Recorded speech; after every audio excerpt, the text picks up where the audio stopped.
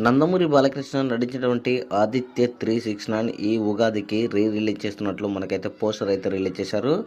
April 4వ తారీఖున ఈ యొక్క సినిమాని రిలీజ్ చేస్తున్నట్లు కూడా పోస్టర్ అధికారికంగా కూడా ప్రకటించారు. ఫోర్కేలో ఈ చిత్రాన్ని కూడా రిలీజ్ చేస్తున్నారు.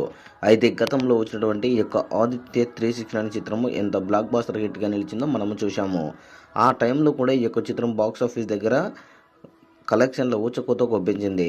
అంటే ఆ సమయంలో కూడా డైరెక్టర్ అద్భుతమైనటువంటి టెక్నాలజీని కూడా వాడాడు అనేది కూడా ఇప్పుడున్నటువంటి ప్రేక్షకులు కూడా చెప్తున్నటువంటి విధానం. అయితే ఈ యొక్క చిత్రాన్ని రేపు ఉగాది సందర్భంగా రిలీజ్ చేస్తున్నటువంటి సందర్భంగా నందమూరి అభిమానులు తెగ ఆనందం వ్యక్తం చేస్తున్నారు.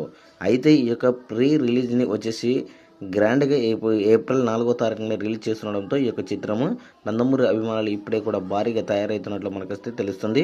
ఈ యొక్క చిత్రము బాక్స్ ఆఫీస్ దగ్గర రిలీజ్లో కూడా భారీగా వసూలు వస్తాయని అనుకుంటున్నారు.